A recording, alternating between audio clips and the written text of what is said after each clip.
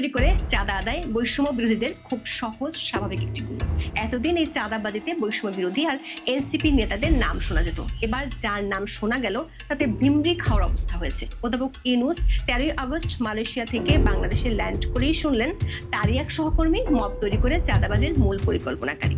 Social মিডিয়ার কল্যাণে অধ্যাপক ইউনূসের মতো সারা দেশের মানুষও জেনে গেছে সাবেক এমপি শাম্মী আহমেদের গুলশানের বাসায় মব তৈরি করে কোটি টাকা চাঁদায় চাওয়ার মূল পরিকল্পনাকারী ছিলেন উপদেষ্টা আসিফ মাহমুদ সজীব ভুঁইয়া। এমন বিস্ফোরক অভিযোগ তুলেছেন ওই চাঁদাবাজি ঘটনার সরাসরি জড়িত শিক্ষার্থী জানে আলম অপু। কিংস পার্টি এনসিপি সহযোগী সংগঠন বাংলাদেশ গণতান্ত্রিক ছাত্র সংসদের যুগ্ম আহ্বায়ক অপু গ্রেপ্তার হন 1 আগস্ট। তার আগে পুরো ঘটনার বিবরণ দিয়ে ভিডিও বার্তা দিয়েছিলেন, সেটি ভাইরাল হয়েছে সোশ্যাল মিডিয়ায়। দায়িত্ব নেওয়ার শুরু থেকে নানা বিতর্কে সপরিবারে জড়িয়ে পড়া আসিফ মাহমুদের বিরুদ্ধে এবার মব তৈরি করে চাঁদাবাজির অভিযোগও প্রকাশ্যে এলো। প্রশ্ন হলো, নিজের নিয়োগকর্তাকে কে এবার অধ্যাপক ইউনূস নিজেই ছাঁটাই করবেন? দেশে বিদেশে বহু কিছুর তদন্তকারী দুদক কি এখনো জেগে জেগে ঘুমাবে, নাকি এসব গোয়েন্দা সংস্থাগুলো কারসাজি বলে স্বভাবসুলভ ভঙ্গিতে হজম করে ফেলবে? আর উপদেষ্টা আসিফ এই চাঁদাবাজির টাকাগুলো দিয়ে যদি আগামী নির্বাচনে লড়েন, তাহলে অর্থ উপদেষ্টা কি টাকাগুলোকে কালো টাকা হিসেবে গণ্য করবেন? বিস্তারিত জানতে চলুন যাওয়া যাক বিশ্লেষণ। আওয়ামী লীগের বেশিরভাগ নেতা দেশ ছাড়া, কেউ কেউ ঘর ছাড়া। যারা আছেন তাদের চলতে হয় চাঁদা দিয়ে। জুলাইয়ের শেষ দিকে গুলশানে আওয়ামী লীগের সাবেক এমপি শাম্মীর বাসায় 50 লাখ টাকা চাঁদা আনতে গিয়ে হাতে নাতে ধরা পড়ে বৈষম্য বিরোধী নেতারা। গত 1 বছর ধরে বৈষম্য বিরোধী আর এনসিপি নেতাদের চাঁদাবাজির রাম রাজত্ব চলছে। গুলশানের ঘটনায় সেটি প্রকাশের পর আইওয়াসের জন্য বৈষম্য বিরোধীরা সারা দেশে তাদের কমিটি বিলুপ্ত করে, কিন্তু তারপরও সরকার সমর্থক কিংস পার্টির নেতাদের চাঁদাবাজি আর দৌরাত্ম্য থেমে নেই। 13 আগস্ট রাতে সামাজিক মাধ্যমে ছড়িয়ে পড়া একটি ভিডিও থেকে বোঝা গেল এর আসল হেতু। কারণ এসব চাঁদাবাজির পেছনে আছে রাঘব বোয়াল, যারা একেবারে অধ্যাপক ইউনূসের নিয়োগকর্তা বলে পরিচিত। অভিযোগ উঠেছে খোদ উপদেষ্টা আসিফ মাহমুদ সজীব ভুঁইয়ার বিরুদ্ধে। এই অভিযোগ তুলেছেন খোদ কিংস পার্টির সহযোগী ছাত্র সংগঠনের এক নেতা, বাংলাদেশ গণতান্ত্রিক ছাত্র সংসদের সাবেক যুগ্ম আহ্বায়ক জানে আলম অপু। তিনি ভিডিও বার্তায় দাবি করেন আসিফের পরিকল্পনাতেই গুলশানের সাবেক এমপি শাম্মী আহমেদের বাসায় চাঁদাবাজি হয়েছিল। ঘটনাক্রমে এর সঙ্গে জড়িয়ে পড়েন অপু। শাম্মীর বাসায় যাওয়ার ঠিক আগে ভোর রাতে গুলশানে ওয়েস্টিন হোটেলের পাশে বিনা প্রটোকলে গিয়েছিলেন আসিফ মাহমুদ। তিনি অপু সহ অন্যদের সব পরিকল্পনা বুঝিয়ে দিয়ে একটি মোটর সাইকেলে চড়ে ঘটনাস্থল ত্যাগ করেন। এই সময় একটি সিসিটিভি ফুটেজও প্রকাশ করেন অপু। সংরক্ষিত আসনে আওয়ামী লীগের সাবেক এমপি শাম্মী আহমেদের গুলশানের বাসায় 17 জুলাই সকালে হানা দেয় শিক্ষার্থীদের একটি মব। এর নেতৃত্বে ছিলেন বৈষম্য বিরোধী ছাত্র আন্দোলনের সম্মিলিত বেসরকারি বিশ্ববিদ্যালয় শাখার ভারপ্রাপ্ত আহ্বায়ক আব্দুর রাজ্জাক রিয়াদ। এই সময় স্বামীকে বাসায় পাওয়া যায়নি, তবে তার স্বামীর কাছে 50 লাখ টাকা চাঁদা দাবি করেন রিয়াদ। পরে তাৎক্ষণিকভাবে 10 লাখ টাকা দেন সাবেক এমপির স্বামী। এরপর বাকি টাকা আদায়ের চাপ দিলে ঘটনাটি প্রকাশ হয়ে যায়। এরপর 26 জুলাই রিয়াদ সহ 5 জনকে গ্রেপ্তার করে পুলিশ। প্রায় 1 সপ্তাহ পর গোয়েন্দা পুলিশের হাতে গ্রেপ্তার হন মামলার অন্যতম আসামি অপু। তবে গ্রেপ্তারের আগে পুরো ঘটনার বিবরণ তুলে ধরে একটি ভিডিও তৈরি করেছিলেন অপু।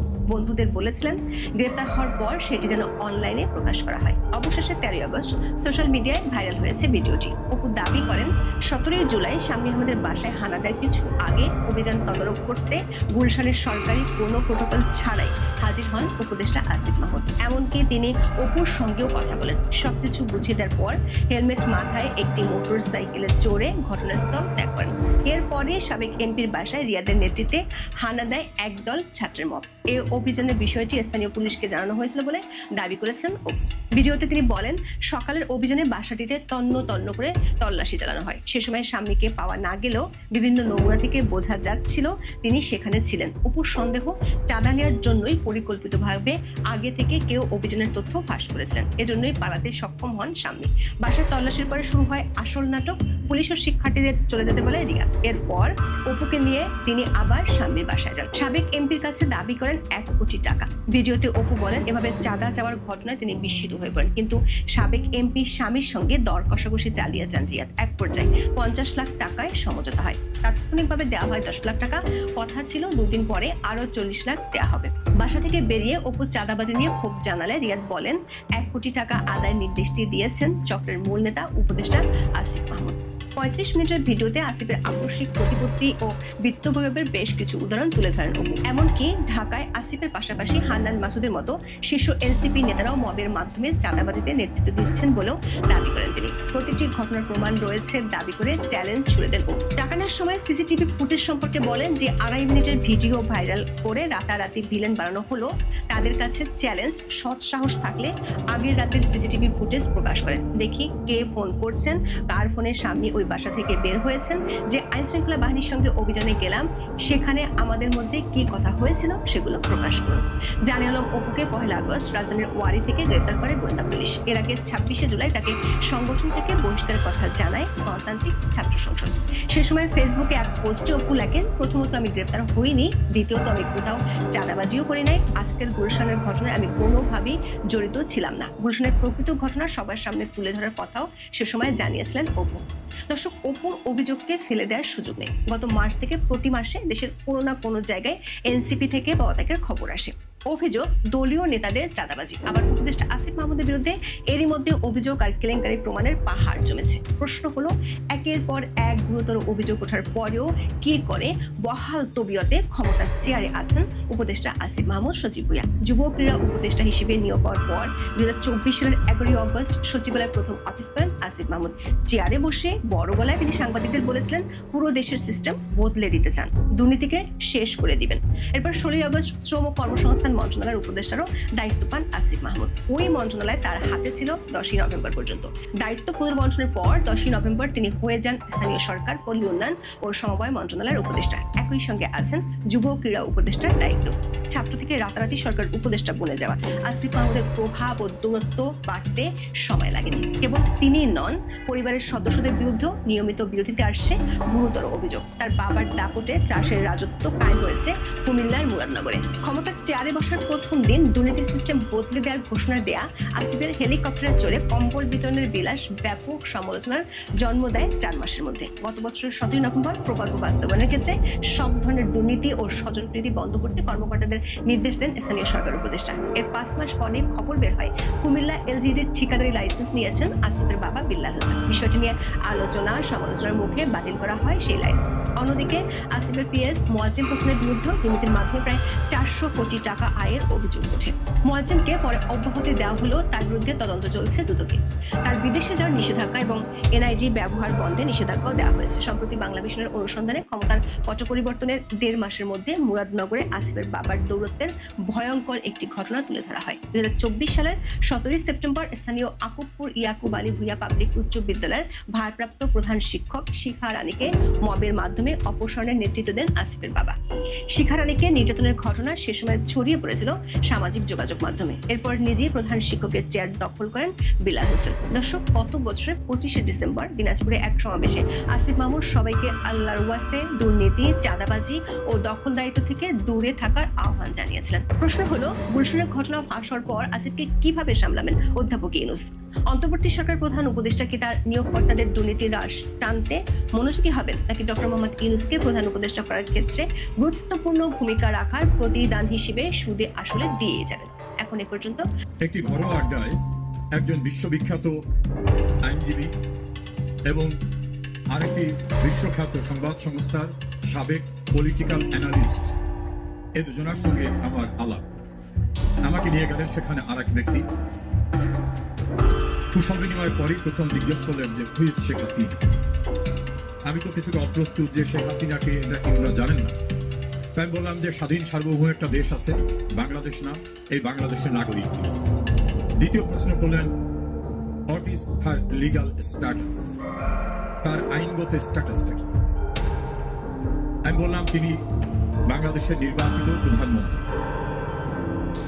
দ্বিতীয় প্রশ্ন হলো বাংলাদেশের নির্বাহী প্রধান তো এখন এডিটিং গভর্নমেন্টের প্রধান Nobel laureate doctor Mohammad Yunus. একটা দেশে কি 2জন নির্বাহী প্রধান থাকতে পারে?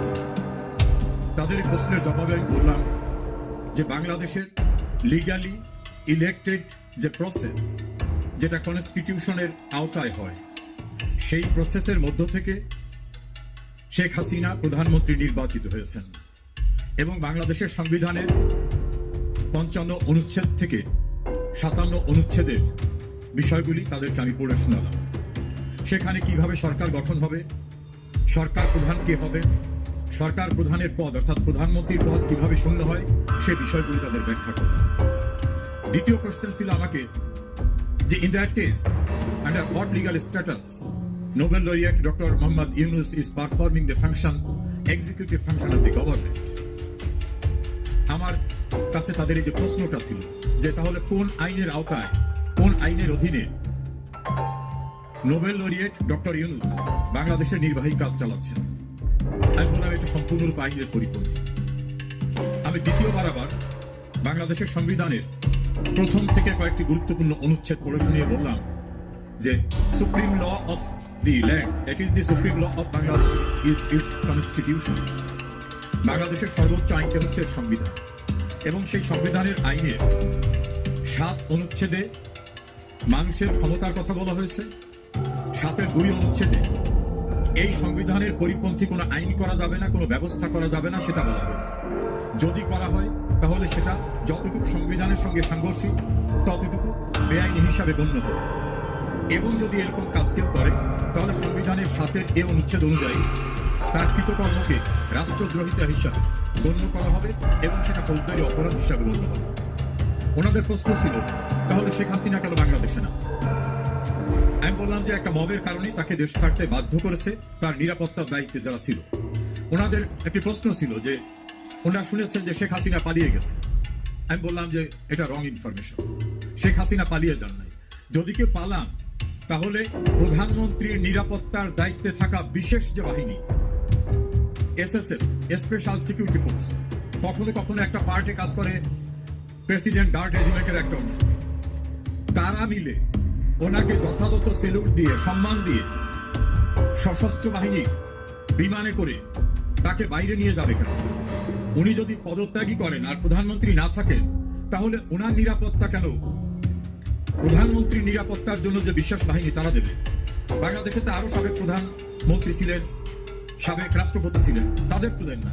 তাদের তো কেউ বিদেশে যাওয়া বা দেশের ভিতরে চলার ক্ষেত্রে তো প্রধানমন্ত্রীর জন্য যে যানবাহন, আকাশযান যদি ধরি মিলিটারি, এটা তো তাদের দেওয়া হয়। আমি আরো ক্লিয়ার করলাম যে হঠাৎ করে একটি মবের কারণে তার লাইফ সিকিউরিটি